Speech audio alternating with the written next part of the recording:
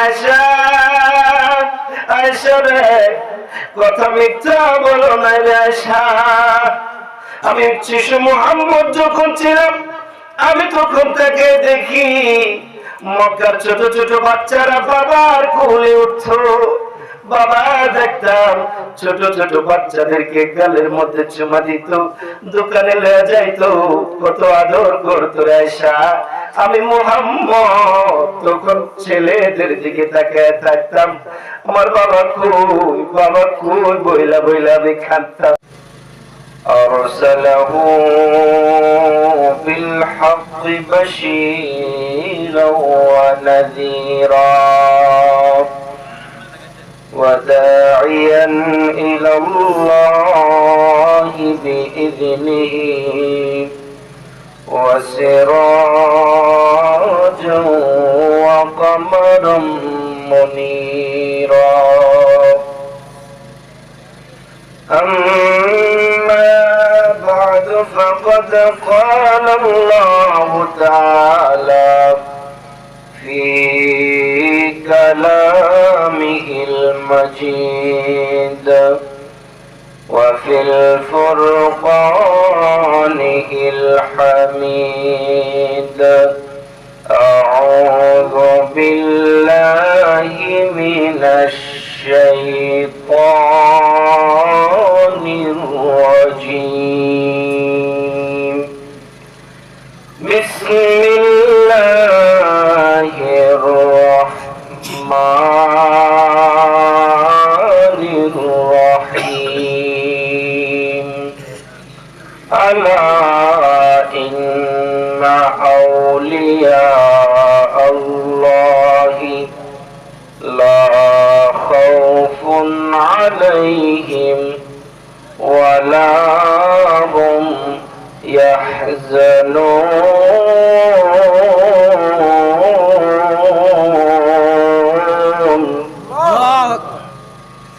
وقال تعالى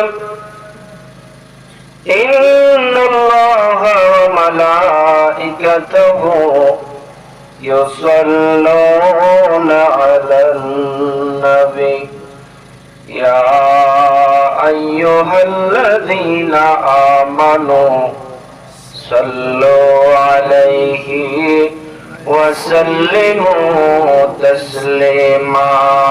اللهم صل على سيدنا مولانا محمد وعلى آل سيدنا مولانا محمد. اللهم صل على سيدنا مولانا محمد وعلى آل سيدنا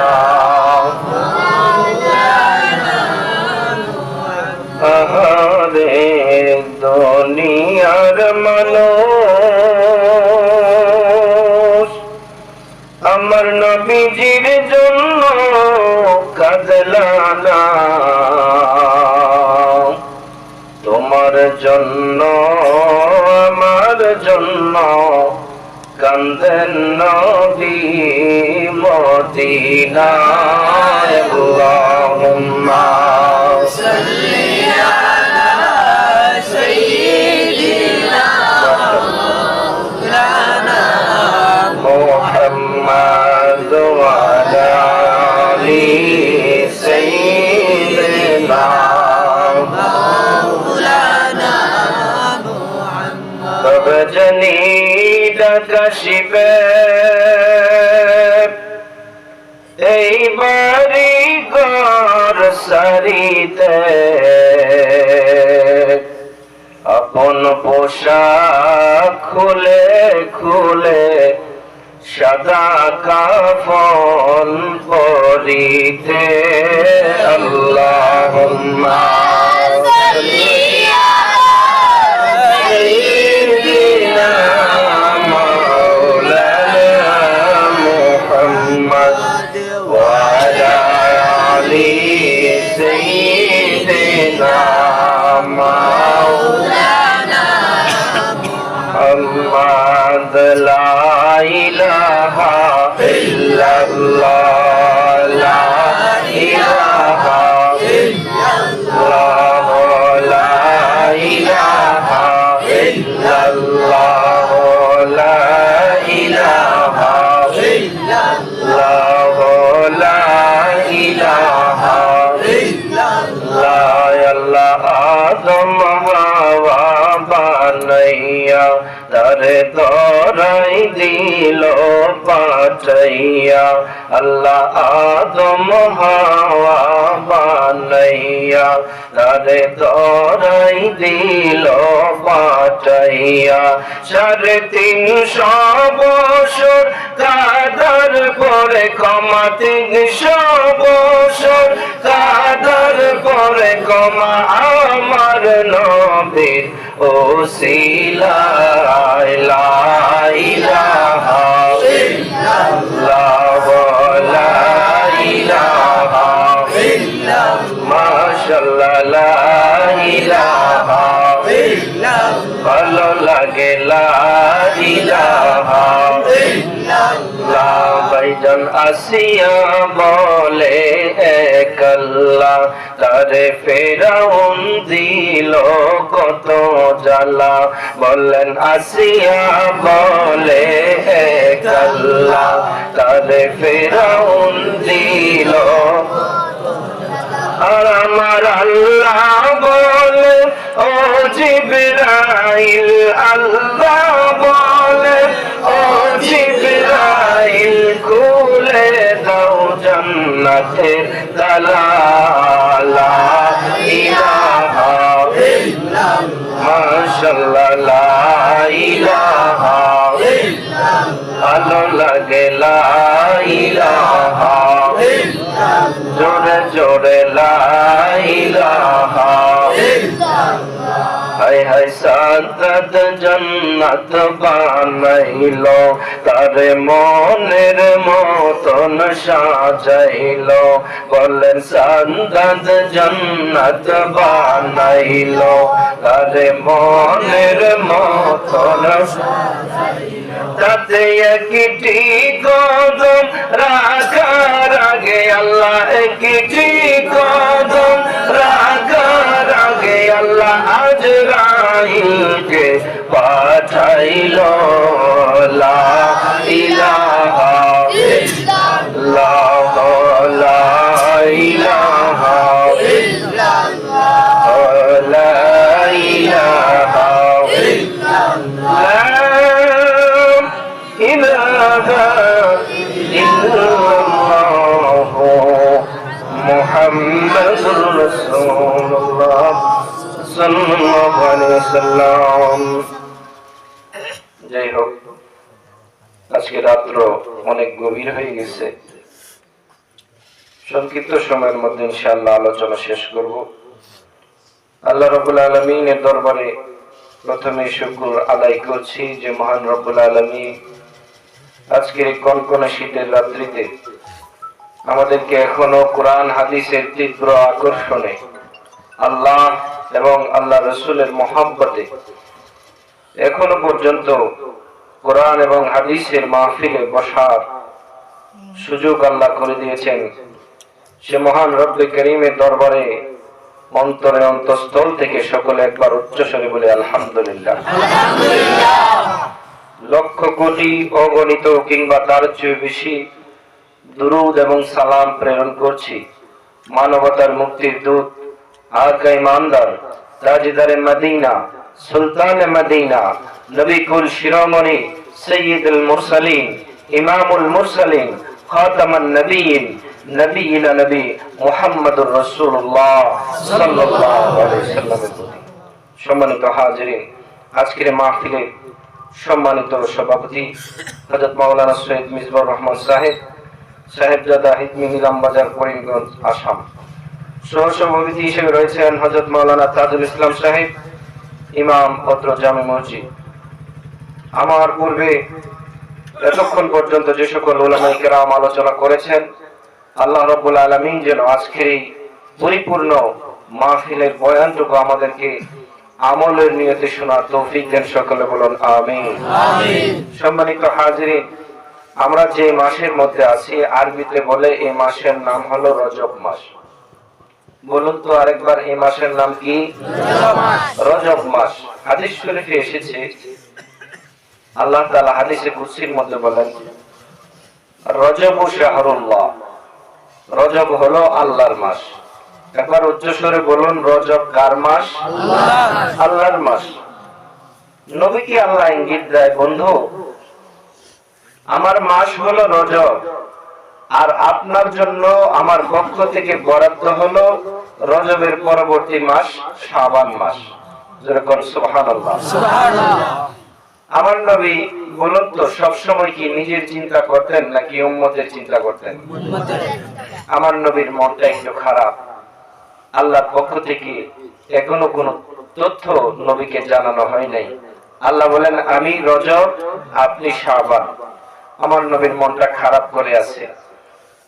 আমার নবীর মনটা যখন খারাপ, আমার আল্লাহ তখন ডাকে, বন্ধু আপনার মনটা কেন খারাপ? আমি আল্লাহ জানতে চাই। আমার নবী তখন বলেন, মাবুদ গো, আমার মন কেন খারাপ? আপনি আল্লাহ যদি না জানেন তাহলে কেউ তো জানার কথা না। আপনি নিলেন রজব আর আমার দিলেন শাবান গো, আমি জানতে চাই আমার গুনাহগার উম্মতের আপনি কি দিবেন? আমার আল্লাহ তখন ডাকে, বন্ধু বন্ধু গো, আমি জানি আপনার উম্মতের জন্য আপনি পাগল, এই জন্য আপনার উম্মতের বাজেট আমি আল্লাহ থেকে এবং আপনার থেকে আপনার উম্মতের বাজেট আমি আল্লাহ আরো বড় করে দিয়েছি। জোরে কোন সুবহানাল্লাহ। আমার আল্লাহ কয়, বন্ধু গো, আমি নিলাম রজব, আপনার দিলাম শাবান, আর আপনার উম্মতের জন্য বড় বাজেট, এটা হলো মাহে রমাদান। আল্লাহ বলে আপনার উম্মতের জন্য বাজেট হলো মাহে রমজান। এই রমজান মাস আমাদের সামনে আসতেছে। আল্লাহ যেন এই রমজান পর্যন্ত আমাদের হায়াত বাড়ায় দেন, সকলে বলুন আমিন। তাছাড়াও আমার নবীর জীবনীতে পাওয়া যায়, আমার নবীজি পুরাটা জিন্দেগিতেই শুধু উম্মতি উম্মতি বলি নবী কাটাইতেন। নবীর এমন কোন দিন নাই নবীজি উম্মতের জন্য চিন্তা করতেন না। এত দূর হেরা গুহার মধ্যে নবীজি চলে যাইতেন, কারণ নিচ থেকে ভালোভাবে মক্কা নগরী দেখা যাইত না। আমার নবীজি এত দূর হেরা গুহা, এত বড় পাহাড়। হাজী সাহেবরা বলেন, হেরা পর্বতে উঠতে জাবালে নূর যে পাহাড়টার নাম, ওই পাহাড়ে উঠতে কত কষ্ট হয়। হাজী সাহেবরা এসে দুই চোখের পানি ছাড়ে, না জানি রে আমার নবী কত কষ্ট করে পাহাড়ে উঠত। কারণ এখন দেখা যায় জাবালে নূরের মধ্যে এখন অনেকগুলো সিঁড়ি দেওয়া হয়েছে ওঠার জন্য, অনেক রাস্তা করে দেওয়া হয়েছে। এরপরও মানুষের উঠতে কত কষ্ট হয়, ঘন্টার পর ঘন্টা লেগে যায়। আমার নবী যখন ওই পাহাড়ে যাইতো, ওই পাহাড়ের মধ্যে কোনো রাস্তা ছিল না, রাস্তা বানানো ছিল না। দয়ার নবী কত কষ্ট করে নবীজি ওই পাহাড়ে যাইতেন, উম্মতের কথা চিন্তা করতেন, উম্মতের নাজাতের জন্য আমার নবীকে পাহাড়ে সিজদায় পড়ে পড়ে কাঁদতেন। আম্মা জান আয়েশা বলেন, এই রকম একদিন রাত্রিতে আমার ঘুম ভেঙে গেল। রাত্রিবেলা আমি তাকায় দেখি যে নবীজির চোখ মুবারক দিয়া যদি পানি পড়তো, সাহাবায়ে কেরাম পাগল হয়ে যাইতো নবীর কান্না দেখে। আমি আম্মা জান আয়েশা যখন বলেন, আমি দেখলাম এত রাত্রে, গভীর রাত্রে আমার নবীজি রাত্রে উঠা দুইটা চোখের পানিগুলো ছেড়ে ছেড়ে নবী কাঁদতেছে। আমি তখন জিজ্ঞেস করলাম, হুজুর এত রাত্রে আপনি কি জন্য কান্না করেন? আমার নবী কথা কয় না, শুধু কান্দে আর কান্দে। আম্মা জান আয়েশা বলেন, জানি না গো আপনি কি জন্য কান্দেন। হুজুর বাবার কথা বুঝি মনে হয়েছে জীবনে কোনদিন আপনি তো বাবারে দেখেন নাই। ইয়া রাসূলুল্লাহ, নবী গো, বাবার আদর কেমন আপনি কোনদিন পান নাই গো হুজুর। বাবার কথা বুঝি মনে হয়েছে, এই জন্য বুঝি বাবার জন্য আপনি কান্না করতেছেন। আমার নবী কথা কয় না, শুধু কান্দে আর কান্দে। একটু পরে নবী জবাব দেয়, আয়েশা, আয়েশা রে, কথা মিথ্যা বলো না রে আয়েশা। আমি শিশু মুহাম্মদ যখন ছিলাম, আমি তখন তাকে দেখি মক্কার ছোট ছোট বাচ্চারা বাবার কোলে উঠতো। বাবা দেখতাম ছোট ছোট বাচ্চাদেরকে গালের মধ্যে চুমা দিত, দোকানে লয়ে যাইতো, কত আদর করতো আয়েশা। আমি মুহাম্মদ তখন ছেলেদের দিকে তাকায় থাকতাম, আমার বাবা কই বইলা বইলা আমি কাঁদতাম। আয়েশা রে, তবে আজকের কান্না রে আয়েশা, আমার বাবার জন্য আমি কান্দি না। তাহলে কি জন্য আজকের কান্না? মায়ের কথা বুঝি মনে হয় মা বেশি দিন মা কইয়া রাখতে পারেন নাই, এই জন্য বুঝি মায়ের জন্য আপনি কান্না করতেছেন। আমার আয়েশা রে, আয়েশা রে, কথা মিথ্যা বলো নাই রে আয়েশা। আমার মা, আমি যখন ছোট ছিলাম, আমি যখন জন্ম হয়েছি, আমার মার আদর আমি পাই নাই। আমার মা আমার দিয়েছিল আমার দুধ মা হালেমার দেশে আমার লালন পালন করার জন্য। আমার দুধ মার দেশ ওই তায়েফ দেশে, আমি মুহাম্মদ ওই তায়েফ দেশে বড় হয়েছি। আমার যখন একটু বুঝ হলো, আমি যখন মা মা কইয়া ডাকতে পারতাম, আয়েশা মা কইয়া যখন ডাকার মতো আমার বয়স হয়েছে আয়েশা, ওই সময় আমার জনম দুঃখিনী মা দুনিয়ার জমিন থেকে বিদায় হয়েছে আয়েশা। বাবার দুঃখ মনে লাগে, মারে মা বইলা ডাকতে পারি নাই, এ মার কষ্ট আমার মনে লাগে রে আয়েশা। আজকের কান্না আমার মার জন্য না, বাবার জন্য না। তাহলে কি জন্য কান্দেন আমি বুঝতে পারলাম না। আমি আয়েশাকে আপনাকে কোনো কষ্ট দিলাম? এত রাত্রে ওইটা কান্নার কারণ কি গো হুজুর? মনে হয় তায়েফের ব্যথার কথা বুঝি মনে হয়েছে। তায়েফের জমিনে আপনার কাফেররা কত অত্যাচার করেছে, নির্মম যন্ত্রণা দিয়েছে, এই জন্য মনে হয় তায়েফের কথা মনে করে বুঝি কান্না করতেছে। আমার নবী কান্দে, আয়েশা রে, না না, তায়েফের কথা মনে করে কান্দি না। আয়েশা, আমার কাটা গায়ের মধ্যে আর নুন ছিটায়া দিও না। তায়েফের জমিনে যেই দিন আমি নবী মুহাম্মদ গিয়েছিলাম ইসলামের দাওয়াত দেওয়ার জন্য, মানুষদেরকে হেদায়েতের জন্য আমি গিয়েছিলাম। জাহান্নামের রাস্তা থেকে ফিরাইয়া তাদেরকে জান্নাতের রাস্তা দেখানোর জন্য আমি নবী গিয়েছিলাম, তাদেরকে ভালো পথে আনার জন্য গিয়েছিলাম। আমার সাথে আমি লোক নেই নাই, যুদ্ধ করার জন্য আমি যাই না রে আয়েশা। কিন্তু আমি নবী মুহাম্মদকে তারা দেখে আমার বিভিন্ন ধরনের অত্যাচার তারা করত, বিভিন্ন ধরনের বড় বড় পাথর দিয়ে আমি নবীজির মাথার মধ্যে তারা মারত। আয়েশা রে, আমার শরীরের মধ্যে সাদা একটা জুব্বা ছিল। আয়েশা, আমার সেই সাদা জুব্বা মুবারক ওই দিন কাফেরের পাইপ পাথরের আঘাতে আমার সাদা জুব্বা মুবারক রক্তে লাল লাল হয়েছিল আয়েশা। আয়েশা, তবে আজকের কান্না আমার মার জন্য না, বাবার জন্য না, তায়েফের জন্য না। আম্মা জান আয়েশা জিজ্ঞাসা, হুজুর তাহলে কি জন্য আপনি এভাবে কান্না করতেছেন? আমার নবী তখন ডাকে, আয়েশা রে, আজকের কান্না আমার গুনাহগার উম্মতের জন্য।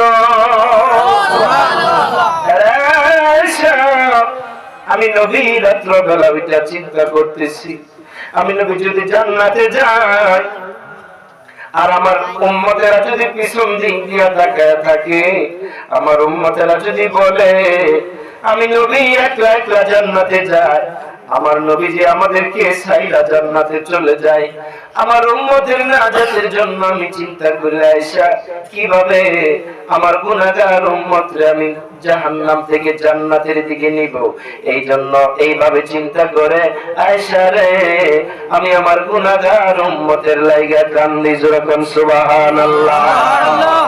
সালাতু সালাম জানাই দরুদ সালাম জানাই আপনার পরে নবী গো, আমরা গুনাহগারে বলেন দরুদ সালাম জানাই দরুদ সালাম জানাই আপনার পরে নবী গো, আমরা গুনাহগারে সালাম আমরা গুনাহগারে জানাই আমরা গুনাহগারে সালাম আমরা গুনাহগারে জানাই আমরা গুনাহগারে নবী গো, আমরা গুনাহগারে। আরে আল্লাহ পাকের ফেরেশতারা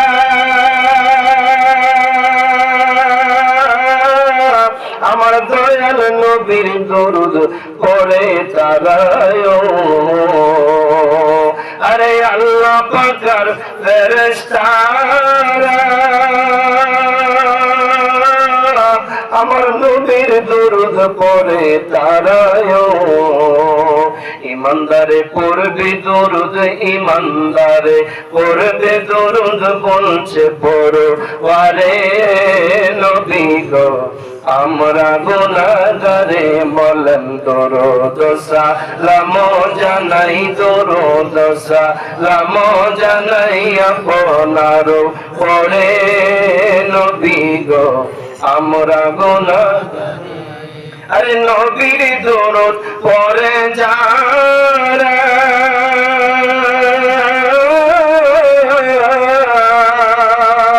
আমার দয়াল নবীর আপন তারায়।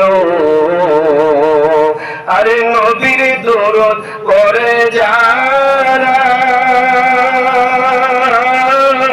আমার দয়াল নবীর আপন তারায়। শাফায়াত করিবেন নবী, শাফায়াত করিবেন নবী ময়দানে হাশরে নবী গো, আমরা গুনাহগারে বলেন দরুদ সালাম জানাই দরুদ সালাম জানাই নবী গো, আমরা গুনাহগারে সালাম আমরা গুনাহগারে জানাই আমরা গুনাহগারে সালাম আমরা গুনাহগারে জানাই আমরা গুনাহগারে নবী গো, আমরা গুনাহগারে।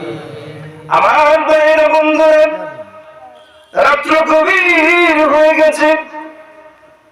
এত রাত্র পর্যন্ত কার মহব্বত নিয়ে বসে আছেন? এত রাত্র পর্যন্ত আল্লাহ আল্লাহ রাসূলের মহব্বত নিয়ে বসে আছেন। যে নিয়তে বসে আছেন বলেন আমার আল্লাহ জানে কি জানে না? সম্মানিত হাজিরিন, আজকের এই মাহফিল যদি কবুল হয়ে যায়, নবীর প্রেমে আজকের এই মাহফিল যদি কবুল হয়, আমার মদিনাওয়ালা নবী যদি আজকের এই মাহফিল দেখে খুশি হয়ে যায়, আজকের এই মাহফিল নাজাতের ওসিলা হয়ে যাবে। জোরে কোন সুবহানাল্লাহ। কারণ হাদিস শরীফের মধ্যে কোন বড় বড় আমলের কথা বলা হয় নাই যে বড় বড় আমল দিয়া মানুষ জান্নাতে যাবে। রাসূল বলেছেন আখলিস দীনাকা ইয়াকফিকাল আমালুল কলিল।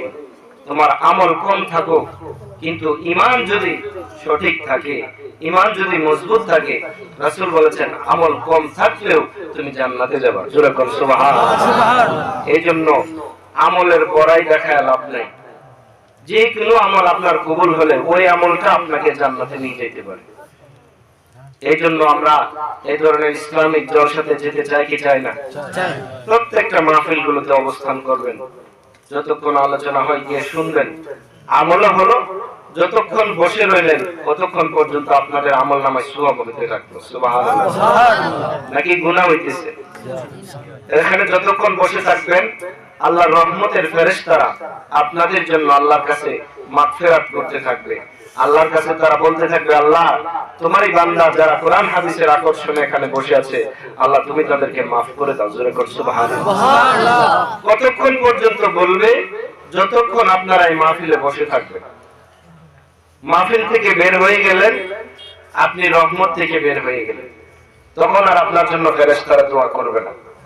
আর যতক্ষণ বসে রইলেন ততক্ষণ পর্যন্ত তারা দোয়া করতে থাকে। জোরে কর সুবহানাল্লাহ।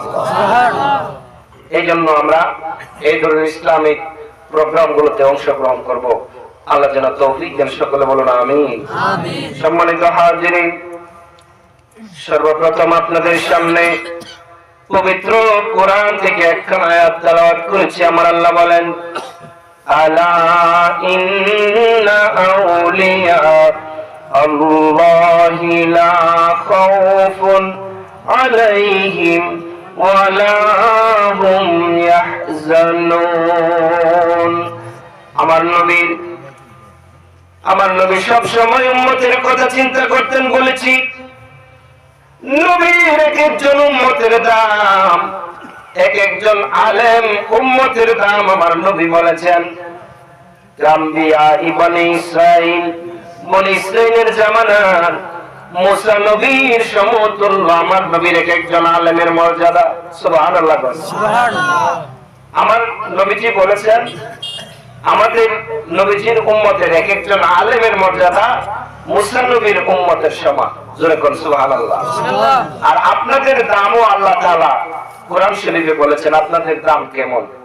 আমার আল্লাহ আপনাদের সম্পর্কে বলেন, কুনতুম খায়রা উম্মাতিন উখরিজাত লিন-নাস। আমার আল্লাহ বন্ধুকে জানায়, বন্ধু গো, আপনাকে যেমন করে আমি সর্বশ্রেষ্ঠ নবী বানাইলাম, সাইয়্যিদুল মুরসালিন বানাইলাম, ইমামুল মুরসালিন বানাইলাম, খাতামান নবিয়্যিন বানাইলাম, বন্ধু তেমন করে আপনার দাম যেমন করে বাড়াইলাম, ঠিক তেমন করে আপনার গুনাহগার উম্মত যারা আছে, আপনার উম্মতের দাম সকল উম্মত থেকে আমি আল্লাহ বাড়ায় দিলাম। জোরে কোন সুবহানাল্লাহ। মুসা নবী, ঈসা নবী, ইব্রাহিম নবী, যত নবী আছে আল্লাহ বলেন সকল নবীর উম্মত থেকে আখিরি নবীর উম্মতের দাম বেশি। জোরে কোন সুবহানাল্লাহ। আমার এই নবীর উম্মতদেরকে আল্লাহ তাআলা কত পাওয়ার দিয়েছে। এক একজন নবীর উম্মত যারা ওলি আল্লাহ ছিল, তাদের পাওয়া, তাদের কেরামত বলে কখনো শেষ করা যাবে না। এই ওলিদের কথা আল্লাহ তাআলা কোরআনে এখানে বলছে, আলা ইন্না আউলিয়া আল্লাহি লা খাউফুন আলাইহিম ওয়ালা হুম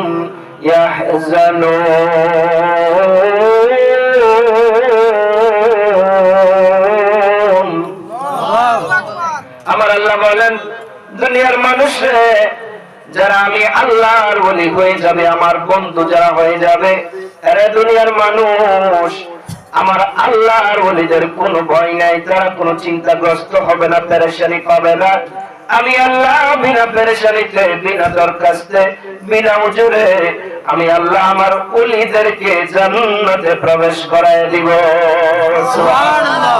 আমার আল্লাহ বলেছেন ওলিদের ব্যাপারে, আপনাদের ভারতের জমিনে যিনি আল্লাহর ওলি, যিনি শুয়ে আছে আমার খাজা বাবা, খাজা আজমিরি, খাজা মাইনুদ্দিন চিশতি রহমাতুল্লাহ আলাইহি, ভারতবর্ষের জন্য একটা রহমত হিসাবে তিনি এসেছিলেন। কথা বলেন ঠিক কিনা? কারণ এই ভারতে তখন পুরাটাই হিন্দু ভরপুর ছিল, ঠিক না?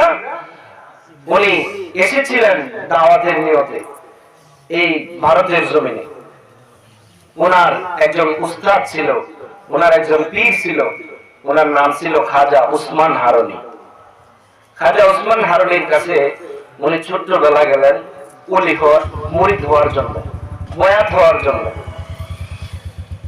তো খাজা বাবা যখন গেলেন খাজা উসমান হারুনির কাছে, তো উনি খাজা বাবার দেখেই বুঝে ফেলেছে যে এর তো ভিতরে অনেক পাওয়ার আছে।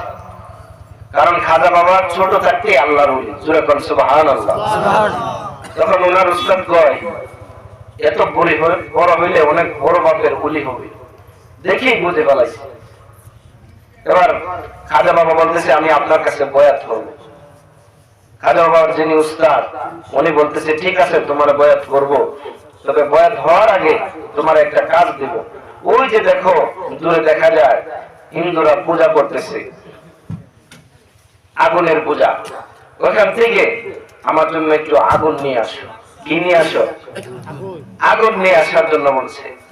এটা হচ্ছে পরীক্ষা করার জন্য খাজা বাবার যে কতটুকু কেরামত, এটা পরীক্ষা করার জন্য ওনার উস্তাদ ওনারে বলছে যে আমার জন্য একটু আগুন নিয়ে আসে।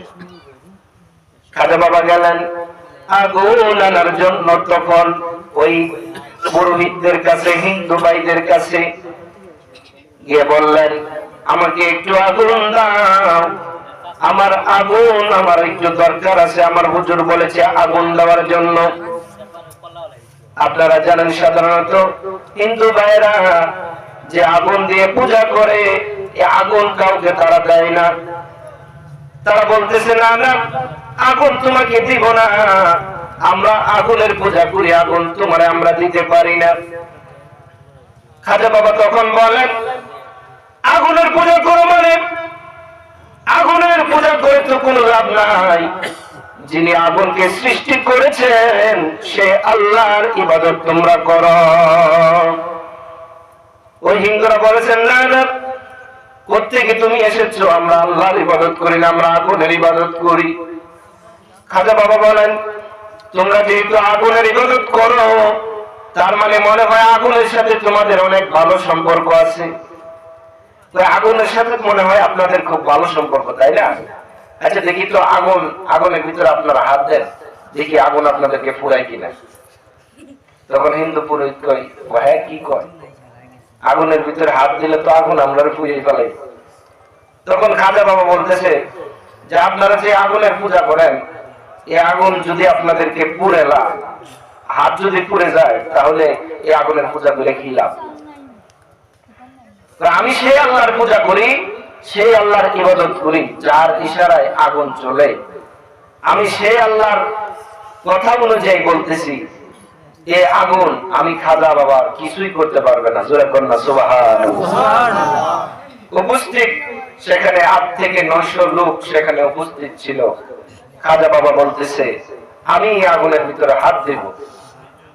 তখন হিন্দু পুরোহিত কয় দাও তো দেখি তোমার আগুনের ভিতরে হাত, দেখি তোমার আল্লাহর কতটুকু পাওয়ার। এখানে যত মানুষ ছিল সকল মানুষের সামনে খাজা মঈনুদ্দিন চিশতি রহমাতুল্লাহ আলাইহি, খাজা মঈনুদ্দিন চিশতি রহমাতুল্লাহ আলাইহি উনি সকল মানুষের সামনে আগুনের ভিতরে হাতটা ঢুকায় দিলেন। কিতাব লেখে যেমন করে হাত ঢুকায় দিলেন ঠিক তেমন করে আবার আগুন থেকে হাতটা বাহির করলেন। আমার কিতাব লেখে আমার খাজা বাবার একটা পশম পর্যন্ত আগুন পোড়াইতে পারে না।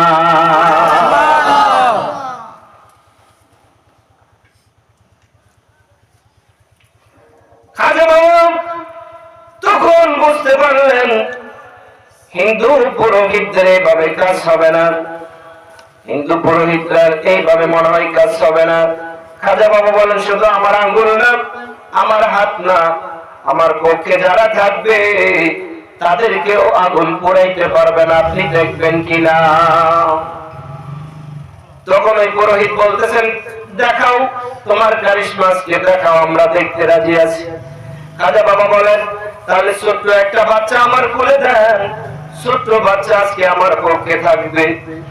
ছোট্ট একটা বাচ্চা আমার খাজা বাবা ছোট্ট বাচ্চাটারে লইয়া, ছোট বাচ্চা সহ তিনি আগুনের ভিতরে ঝাঁপ দিলেন। আবার ওই ছোট বাচ্চা লইয়া আগুনের ভিতর থেকে খাজা বাবা বাহির হলেন। হিন্দু যারা ছিল সকলে তাকায় দেখে আমার খাজা বাবা যেমন করে আগুনের ভিতরে ঝাঁপ মারে ঠিক তেমন করে আমার বক্ষত অবস্থায় আগুনের ভিতর থেকে আমার খাজা বাবা গরিবে নেওয়াজ বাহির হয়ে আসে। সকল হিন্দু যারা ছিল সকলে বলে খাজা বাবা ও খাজা গরিবে নেওয়াজ আমরা ভুলের মধ্যে আছি, ভুল পথের মধ্যে আছি, তুমি আমাদেরকে দেখায় দিলা। আজকে আমাদেরকে কালিমা পড়ায় দাও, আজকে মুসলমান বানায় দাও, আজকে আমাদেরকে পড়ায় দাও মধুর কালিমা লা ইলাহা ইল্লাল্লাহু মুহাম্মাদুর সাল্লাল্লাহু আলাইহি ওয়াসাল্লাম। কেন খাজা বাবার কথা বললাম? এই রজব মাস হলো খাজা বাবার উরুস শরীফের মাস। কথা বলেন ঠিক কিনা? এই রজব মাস হলো আমার খাজা বাবার মাস, খাজা বাবার উরুস শরীফের মাস। এই জন্য খাজা বাবার কেরামত তেলাওয়াত করলাম। আল্লাহ বলেছেন এই ধরনের ওলি যারা হবে, আমি আল্লাহর বন্ধু যারা হবে, দুনিয়া এবং আখিরাতে তাদের কোনো ভয় নাই, আমি আল্লাহ তাদের সাথে আছি। জোরে কোন সুবহানাল্লাহ। আল্লাহ যদি কারো সাথে থাকে তার কি কোনো চিন্তা আছে? এখন দরকার আমাদের নরেন্দ্র মোদী একজন বন্ধু, তিনি যদি এখানে আসেন তার কি কোনো চিন্তা আছে? তিনি এখানে আসলে ওনার একজন মন্ত্রী যদি এদিকে আসে তাহলে চতুর্দিকে পুলিশ পাহারা থাকবে না? পুলিশ পাহারা থাকবে, ওনার নিরাপত্তা থাকবে, সিকিউরিটি থাকবে। কেন? উনি নরেন্দ্র মোদীর একজন মন্ত্রী, ঠিক কিনা বলেন? ওনার কোনো ভয় নাই। এই এলাকাতে আসলে অনেক ধরনের সিকিউরিটি নিরাপত্তা তাকে দেওয়া হবে। দুনিয়ার একজন মানুষের যদি এত নিরাপত্তা, কোনো ভয় না থাকে, আর যিনি সকল দুনিয়ার সকল কিছুর সৃষ্টিকর্তা, ওনার বন্ধু যদি কেউ হয়ে যায়, ওনার কি কোনো ভয় আছে? যদি কোন বিপদে পড়ে আল্লাহর বন্ধুদেরকে সেই বিপদ থেকে উদ্ধার করে। যেরকম সুবহানাল্লাহ। যেমন যার বাস্তব একটা ঘটনা, এটা বলে ইনশাআল্লাহ আমি আলোচনা শেষের দিকে যাব। আল্লাহর একজন ওলি, ওনার নাম ছিল মালিক ইবনে দিনার। উনি একদিন এক বিপদে পড়লেন। কি বিপদে পড়লেন? উনি এক দেশ থেকে আরেক দেশে দাওয়াতের কার্যক্রম দেওয়ার জন্য এক এলাকা থেকে আরেক এলাকা যাইতেন। আপনাদের এলাকার নদী আছে? নদী আসেনি? তো মালিক ইবনে দিনার অন্য এলাকা যাবে, কিন্তু মাঝখানে একটা নদী। তিনি অনেকক্ষণ দাঁড়ায় থাকলেন, নদী কিভাবে পার হবে। অবশেষে তাকে দেখে নদীতে একটা নৌকা। তো নদীতে সকল মানুষ নৌকাতে উঠলেন। মালিক ইবনে দিনার আল্লাহর ওলি, তিনিও নৌকাতে উঠলেন। নৌকার মাঝখানে যাওয়ার পর নৌকার মাঝি সকলের কাছ থেকে ভাড়া তুলতেছে। ভাড়া বোঝেন তো? ভাড়া এখান থেকে যদি কোথাও যান অটো বা রিক্সা দিয়ে, তাহলে কি ভাড়া দিতে হবে না? তো নৌকা দিয়ে যাইতেছে, সকলের কাছ থেকে ভাড়া তুলতেছে। এবার নৌকার মাঝি গেলেন মালিক ইবনে দিনার আল্লাহর ওলির কাছে গিয়া ভাড়া খুঁজতেছে, ভাড়া দেন। আল্লাহর ওলি কয়, বাজার নেই, আমার কাছে তো কোনো টাকা পয়সা নাই, আমি তো ব্যবসাও করি না, আমার কেউ টাকা পয়সাও দেয় না, আমি জিকির আজকার করি, জঙ্গলে ঘুরি, রাস্তায় ঘুরি, আল্লাহর দাওয়াত দিই মানুষদেরকে, আমার কাছে টাকা নাই, তোর লাগে আমি একটু দোয়া করে দিতাম, আল্লাহ যেন তোর অভাবনটন দূর করে, তোর যেন আল্লাহ সুখে শান্তিতে রাখে, তোর জন্য একটু দোয়া করে দিও। মাঝি কয়, দোয়ার দরকার নাই, আমার টাকা দেন, ভাড়া দেন। এবার সকলের সামনে মালিক ইবনে দিনার আল্লাহর ওলি, ওনার বেইজ্জতি। মালিক ইবনে দিনার আল্লাহর ওলিদের বেইজ্জতি হইলে আল্লাহ কি এটা মানবে? মালিক ইবনে দিনার বলেন, আল্লাহর দরবারে দুইটা হাত বাড়ায় দিছে, হ্যাঁ মাবুদ, আমি জানি না তোমার কতটুকু ইবাদত করতে পেরেছি, তোমার কতটুকু খুশি করতে পেরেছি। জীবনে যদি কোনোদিন তোমার ইবাদত আমি করে থাকি, তোমার গোলামি যদি আমি মালিক ইবনে দিনার করে থাকি, তুমি যদি কবুল করে থাকো, আজকে তোমার মালিক ইবনে দিনার কান্দে, আজকে আমার মালিক ইবনে দিনারের ইজ্জত তুমি বাঁচায়া দাও। আমার আল্লাহ তখন ডাকে, জিবরাইল রে, আমার মালিক ইবনে দিনার বিপদে পড়েছে, যা তাকে দেখ, আমার মালিক ইবনে দিনারের কিভাবে সাহায্য করতে হবে তুই গিয়ে সাহায্য কর, আমার মালিক ইবনে দিনারের ইজ্জত তাড়াতাড়ি বাঁচা। আমার মালিক ইবনে দিনারের ইজ্জত যাওয়ার আগে আগে মালিক ইবনে দিনারের ইজ্জত তুই তাড়াতাড়ি গিয়ে বাঁচা। জিবরাইল চোখের পলকে দুনিয়ার জমিনে জিবরাইল চলে আসলেন। এবার জিবরাইল আলাইহিস সালাম এই যে নৌকার মাঝি ছিল, নদীর সকল সমস্ত মাছদেরকে জিবরাইল আলাইহিস সালাম ডাকলেন, নদীর মাছদেরকে জড়ো করলেন। নদীর মাছের মুখের মধ্যে একটা করে স্বর্ণের কয়েন ধরায় দিলেন, স্বর্ণের টাকা ধরায় দিলেন। নৌকার মাঝি এবার তাকায় দেখে একটা দুইটা নয়, হাজার হাজার মাছ আইসা মালিক ইবনে দিনারের চতুর্পাশে স্বর্ণের টাকা লইয়া উপস্থিত হয়ে গেছে। সুবহানাল্লাহ। তখন এই খেলা দেখে নৌকার মাঝি তো আশ্চর্য হয়ে গেছে। আমি টাকা চাইলাম একটা, এখন চাই দেখি চতুর্দিকে এই রূপার টাকা নয় স্বর্ণের টাকা নিয়ে মাছেরা আসা হাজির হয়ে গেছে। আর মাছেরা ডাইকা বলতেছে, ও নৌকার মাঝি, আল্লাহর ওলির সাথে বেয়াদবি করেছে, নাও তোমার কত টাকা লাগবে তুমি আমাদের কাছ থেকে আজকে নিয়ে যাও। তখন নৌকার মাঝি থরথর করে কাঁপতে লাগলেন, এই আল্লাহর ওলির কাছে পায়ে ধরে ক্ষমা চাইতেছে, আমার আপনি ক্ষমা করে দেন, আমার ক্ষমা করে দেন, আমি বুঝতে পারি নাই, আমি আপনি যে আল্লাহর ওলি, আপনি যে এত বড় বুজুর্গ হুজুর, আমি আপনাকে চিনতে পারি নাই, আমার তাড়াতাড়ি ক্ষমা করেন, আমি আজকে আর আপনার কাছে ভাড়া চাইবো না, আর আমি যে টাকা বলেছিলাম আমার টাকা লাগবে না, এখন আমার জন্য একটু দোয়া করে দেন। সুবহানাল্লাহ সুবহানাল্লাহ। এই নৌকার মাঝি তারপরে বুঝতে পারছে। এই জন্য আল্লাহর ওলিদেরকে সবসময় দেখলে হয়তো বোঝা যায় না, নরমাল মনে হয়, কিন্তু আল্লাহর ওলিরা আল্লাহর কাছে অত্যন্ত প্রিয়। তারা যদি কোনো কিছু চায় আল্লাহ তাদেরকে খালি হাতে ফেরত দেয় না। এই জন্য আল্লাহর ওলিদের সোহবত মোহাব্বত আমাদের দরকার আছে না নাই? আল্লাহর ওলিরা এই ভারতের জমিনে, বাংলার জমিনে, যে যেখান থেকে এই সুদূর আরব উপদ্বীপ থেকে তারা এই বাংলাদেশে বা ভারতের জমিনে এসে তারা ইসলামিক কায়েম করেছে, আমাদেরকে দাওয়াত দিয়ে আজকে মুসলমান বানাইছে, ঠিক না? এই জন্য আমরা আল্লাহর ওলিদের মাজার জিয়ারত করব, তাদের সোহবত নিব, তাদের মাজার জিয়ারত করে আমরা তাদের জন্য দোয়া করব এবং তাদের উসিলায় আমাদের জন্য দোয়া চাইব। এই জন্য এইভাবে উসিলা দিয়ে দোয়া চাইলে আল্লাহ আমাদের দোয়া কবুল করবেন। সেজন্য আমরা এইভাবে আল্লাহর কাছে দোয়া চাইব। রাজি আছি তো ইনশাআল্লাহ? আল্লাহ যেন কবুল করেন।